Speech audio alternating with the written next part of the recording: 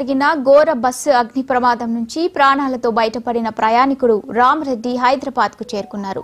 ప్రమాద సమయంలో తాను చూసిన భయంకర దృశ్యాలను వివరిస్తూ ఆయన కన్నీటి పర్యంతమయ్యారు. ఒకవైపు భారీ వర్షం, మరోవైపు బస్సులో అంటుకున్న భీకర మంటలు. ఆ మంటల నుంచి దట్టమైన నల్లటి పొగలు కమ్ముకోవడంతో ఏం జరుగుతుందో కూడా తెలియని పరిస్థితి నెలకొందని రామరెడ్డి మహా న్యూస్ కి తెలిపారు. కేవలం దేవుడి దయ వల్లే బ్రతికి బయటపడ్డానని రామరెడ్డి భావోద్వేగంతో చెప్పారు. సరిగ్గా ఈ రోజు ఆయన పుట్టినరోజు కావడంతో కూతుర్ని కలవడానికి బెంగళూరు వెళ్తుండగా ఈ ప్రమాదం జరిగింది. అందుకే ఈ రోజు తనకు పునర్జన్మగా భావిస్తున్నానని ఆయన పేర్కొన్నారు.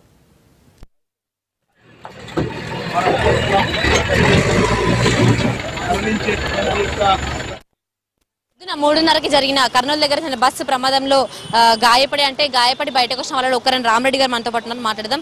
సార్, ఏంటి సార్ రాత్రి పరిస్థితి ఎలా ఉంది? అంటే ఆ 3:30 సమయంలో అందరూ గాఢ నిద్రలో ఉండే సమయంలో పరిస్థితి ఎలా ఉంది అక్కడ? అసలు ఆ మంటలు, ఒకవైపు వర్షం, పరిస్థితి ఎలా ఉంది? 3:30 కాదమ్మా, 2 to 2:30 మధ్యలో జరిగిందమ్మా ఇది. ఆ టైంలో కూడా నేను పడుకుని ఉన్నాను, లోపల పడుకుని ఉన్నాను. బ్యాక్ డోర్ గుద్దుతున్నారు అందరూ. ఆ గుద్దుతంలో, కేకల అరుపులు గుద్దుతంలో సడన్గా లేచాను. నేను లేచేటప్పటికి అంత నల్లని పొగలతోటి మొత్తం గుమ్మిడిపోయింది. ఎవరో కనబడతలేదు. ఏంటి అని లోపు ఈ గుద్ది వాళ్ళు కొంచెంసేపు ఒక 2-3 minutes నుంచి గుద్దుతున్న వల్ల నా డోరు చిన్న కిటికీ ఇడిపోయింది. అందులోంచి చాలా దూకేశారు. ఈలోగా నన్ను ఎవరు పట్టుకుని లాగారో, ఎవరు బయటకు లాగారో నాకు తెలీదు. లాగితే నేను కింద వెనకాల బ్యాక్ డోర్ నుంచి పడిపోయాను కిందకి. తర్వాత నా మీద ఇంకొక ఆయన పడ్డాడు. ఆయన కూడా తర్వాత అక్కడ చూసాం, ఎవరు కనబడలేదు, ఎవరు లేడు కూడా. సార్, మీరు ఎక్కడ బస్ ఎక్కారు? అండ్ అది కాక బెంగళూరు అనేది ఎందుకు వెళ్తున్నారు మీరు? అంటే బస్ ఎక్కడ ఎక్కారు? ఇక్కడే ఎక్కానమ్మా, ఇదే ప్లేస్. కేపీహెచ్పి కాదమ్మా, కుకట్పల్లి భారత్ పెట్రోల్ బంకు దగ్గరకు ఉండండి అన్నారు. ఇక్కడే ఎక్కాను. 9:20కి ఎక్కాను. బెంగళూరు వెళ్తున్నాను. అక్కడ మా పాప చదువుతుంది. మా పాప అక్కడ ఉంటుంది. నేను అక్కడికి వెళ్ళడానికి. ఎందుకు సార్ బెంగళూరు ఎందుకు వెళ్తున్నారు? అంటే అక్కడ చదువుతుందమ్మా. మేము అక్కడ ఉంటాం, బెంగళూరులో ఉంటాం. ఇక్కడ బావగారి ఇంటికి వచ్చామమ్మా. బావగారి ఇంటికి వచ్చి మళ్ళీ 2 రోజులు ఉండి నేను వెళ్ళిపోతున్నాను అక్కడికి. అంటే సార్, అంటే ఆ సిచ్యువేషన్ లో దాదాపుగా అంత మంది ఉంటే కూడా బయటపడడానికి చాలా ఇబ్బందికరమైన పరిస్థితి ఉండేది కావచ్చు. అంటే మిమ్మల్ని కూడా ఎవరో కార్లో తీసుకెళ్లి హాస్పిటల్లో జాయిన్ చేశారని కూడా చెప్తున్నారు. ఎలా ఉంది అప్పుడు పరిస్థితి? అంటే అక్కడ సిచ్యువేషన్ బట్టి ఎవరో దూరంగా, అందరూ కూడా దూరంగా వెళ్ళిపోయారమ్మా. లారీ ఓళ్ళేటి ఎవరైతే వదిలేసి అవి పేలుతున్నాయే, మంటలు వచ్చేస్తున్నాయి అని.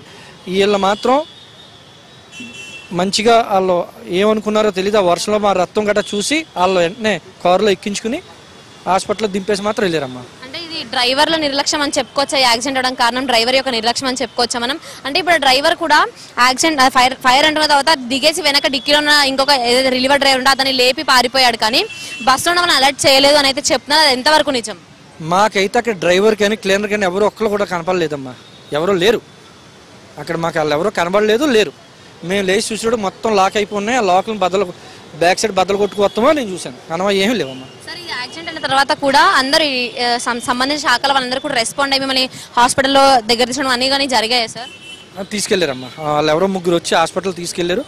పోలీస్ డిపార్ట్మెంట్, కలెక్టర్ ఆఫీస్ నుంచి గంటకి అరగంట కూడా ఫోన్ చేస్తా వాళ్ళు ఎప్పటికప్పుడు అంతా చేశారమ్మా. సార్, ఇంకొక విషయం, ఈ రోజు మీ బర్త్డే కాబట్టి పాపను కలవడానికి వెళ్తున్నానంటూ కూడా ఇందాకైతే చెప్పడం జరిగింది మీరు. అంటే ఇంకొక పునర్జన్మ మీకు ఈరోజు వచ్చిందని కూడా అనుకోవచ్చా? తప్పకుండా కదమ్మా. నిజంగా దేవుడే పునర్జన్మ ఇచ్చాడమ్మా నాకు. అలాగే నాకు ఎవరైతే సాయం చేశారో వాళ్ళందరికీ కూడా నా జీవితాంతం రుణపడి ఉంటాను. ప్లస్ నాకు పునర్జన్మ వాళ్ళే ప్రసాదించారమ్మా. ఎక్కడెక్కడ దెబ్బలు తెలిసి కనిపించక లోపల ఇంకేమైనా దెబ్బలు తగిలాయా మీకు? చిన్న కోపులు ఉన్నాయి కాదమ్మా. మెయిన్ కొద్ది ఇది కుట్లు పడతాయమ్మా. ఇంకా చాంచాలే ఈ ముక్కు లోపల ఇవన్నీ తలకి లోపల ఏమైనా తగలడం కానీ ఏమైనా? ఎంఆర్ఐ స్కానింగ్లు అన్ని చేయించమన్నారమ్మా. అక్కడ రిక్వెస్ట్ చేసి డాక్టర్ గారిని ఇక్కడికి వచ్చేసాను. ఇక్కడ చేయించాలమ్మా. అన్ని మొత్తం చెకప్ చేయమన్నారు. బాడీ కూడా చెకప్ చేయించమన్నారమ్మా.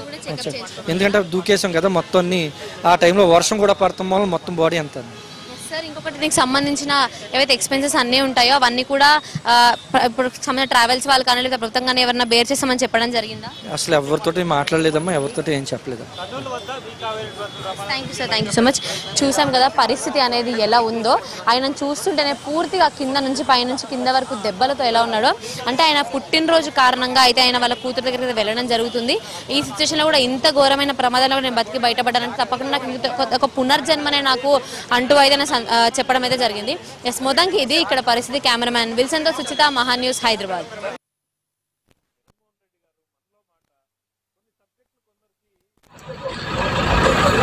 లెఫ్ట్ సైడ్ కాలు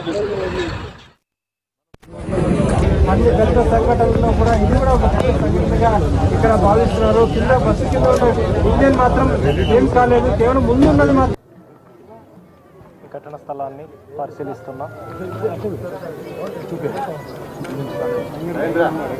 హోంమంత్రి అన్నా 29 ఇప్పుడేనా అయిపోయినా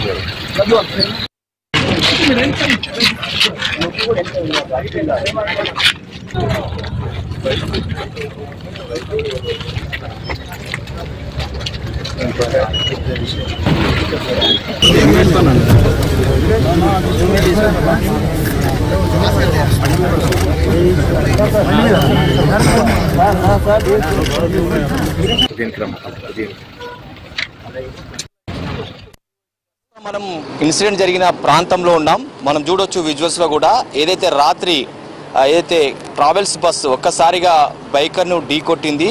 ఆ బైకర్కి సంబంధించిన బ్లడ్ కూడా మనం విజువల్స్లో మహాన్యూస్ ఎక్స్క్లూజివ్గా చూపిస్తుంది. ఈ బైకర్ ఒక్కసారిగా కొట్టడంతో ఆ బైక్ పై నుంచి ఎగిరి పడ్డాడు. ఆ తర్వాత ఇక్కడనే అతడు గాయపడిన పరిస్థితి. ప్రజెంట్గా సిచ్యువేషన్ ఎలా ఉందో మనకు తెలియరావడం లేదు. ఇక్కడ నుంచి బైక్ ఏదైతుందో ఆ బైకును పూర్తిస్థాయిలో మాత్రం దాదాపు 150 మీటర్ల మేర ఈడ్చుకెళ్లిన పరిస్థితి ట్రావెల్స్ బస్సు. మనం చూడొచ్చు దాదాపు 150 మీటర్ల దూరం